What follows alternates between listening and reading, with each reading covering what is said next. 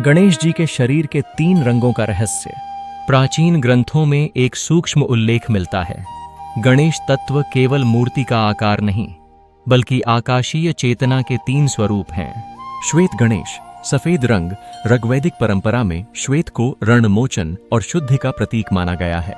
श्वेत गणपति उस स्थिति का द्योतक है जब साधक का मन कर्ज, पाप और भय की जकड़न से मुक्त होकर पूर्ण शांति में स्थापित हो जाता है। शास्त्र कहते हैं, श्वेत वर्णो रणनाशक, यानी श्वेत स्वरूप का ध्यान करने से जीवन के बंधन छूटते हैं।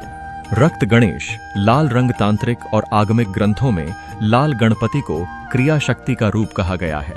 रक्त वर्ण गणेश का अर्थ है सृजन और विनाश दोनों की ऊर्जा।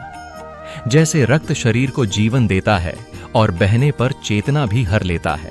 लाल रंग वह अवस्था है जहां गणेश केवल विघ्नहर्ता नहीं रहते, बल्कि परिवर्तन की अग्नि बन जाते हैं।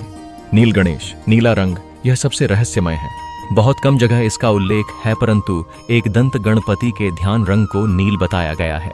नील स्वरूप का अर्थ है अनंत का द्वार। नील रंग आकाश और महासागर दोनों का रंग है, सीमाहीन, असीम। जब साधक गणेश को नील रूप में देखता है तो वह व्यक्तिगत अस्तित्व से परे जाकर संपूर्ण ब्रह्मांडीय चेतना में विलीन हो जाता है।